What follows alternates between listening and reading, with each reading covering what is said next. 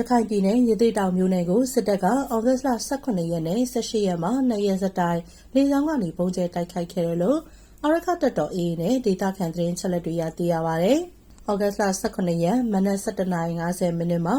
ရသေ့တောင်မြို့နယ်အောက်စီကိုင်းကျေးရွာကိုတပ်ကဂျက်တိုက်လေယာဉ်တစ်စင်းနဲ့လာရောက်ပုံကျဲတိုက်ခိုက်ခဲ့တယ်လို့ AA ကထုတ်ပြန်ထားပါတယ်။အဲဒီတိုက်ခိုက်မှုကြောင့်အသက်48နှစ်အရွယ်ဒေါ်သန်းမေနူရဲ့နှစ်ဖူးမှာပုံစားထိမှန်ဒဏ်ရာရရှိခဲ့တယ်လို့အရက်သားနေ3လုံးလည်းပျက်စီးခဲ့တယ်လို့ဆိုပါတယ်။ဩဂုတ်လ18ရက်မနက်9:18မိနစ်မှာလည်းတတအူးလေတပ်ကနေပြန်တက်လာတဲ့ Jet 130ဂျက်တိုက်လေယာဉ်တစ်စင်းဟာရသေ့တောင်မြို့နယ်ဘက်ကိုလေကြောင်းတိုက်ခိုက်မှုပြုလုပ်ခဲ့တယ်လို့လေယာဉ်စောင့်ကြည့်ရေးအဖွဲ့ကပြောပါတယ်။လက်ရှိရရှိထားတဲ့သတင်းတွေအရ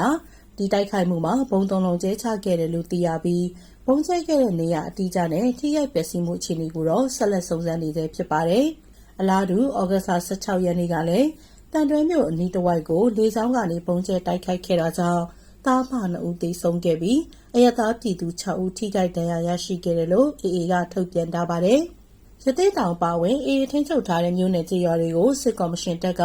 လေကြောင်းကနေဇက်တိုက်တိုက်ခိုက်နေတဲ့အတွက်အရက်သားပြည်သူတွေသေဆုံးဒဏ်ရာရရှိမှုနဲ့နေအိမ်အဆောက်အုံပျက်စီးမှုတွေကတိုးလာနေတယ်လို့ AA ကဆိုပါတယ်။